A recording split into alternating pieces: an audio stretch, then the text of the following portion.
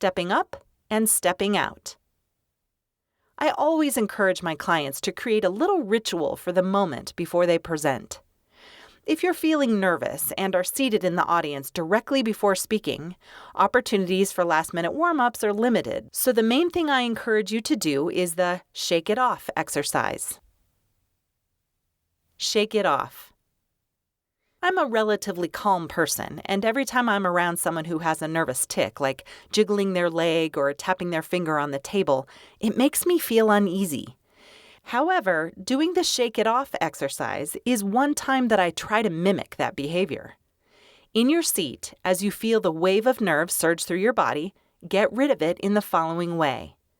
Lift your heel off the ground and shake your leg as though you're trying to keep warm on a freezing cold day. Keep going with this until your nerves start to subside. Or under the table or in your seat, with the balls of your feet on the floor and your heels lifted slightly off the ground, you can shake your knees towards and away from each other really fast. Approaching the stage. When your name is called to come up and speak, don't rush to the stage in a crazy panic. It shows the audience that you're either very nervous or too keen. Slow down. Keep cool, calm, and collected. An exercise I like comes from Carolyn Goiter's book, Gravitas. Imagine you're a huge dragon with an enormously long and extremely heavy tail. There's no way you can walk fast. The tail slows you down, and you're constantly aware of it whenever you move. It stabilizes you, grounds you, and steadies you.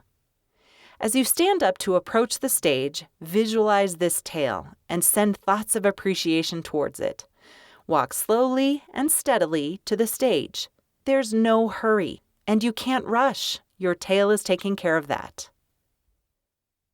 Eye contact and looking for supporters. Once you're on stage, I encourage you to take a moment to look at the audience. You really don't have to start speaking the second you get there. And even worse is starting to talk as you're walking on, unless that's your intention and it's all planned. Some presenters take 3 to 5 seconds to peruse the audience before they begin speaking. To my mind, when I see someone doing that, it's like having a big sign above their head saying, "Rookie speaker." So take your time, but don't take too long. During these first few moments, take a deep and slow breath. It's impossible to be nervous while you're breathing slowly. While you're doing this, look at the audience and make eye contact. Where are your colleagues and supporters? Where are the friendly faces of strangers who are smiling at you and wanting you to succeed? Where are the people you chatted to or made contact with prior to the talk? Instead of seeing the audience as a sea of faces, recognize that it's a collection of individuals, each with their own opinions, thoughts, hopes, and dreams. They're not out to get you.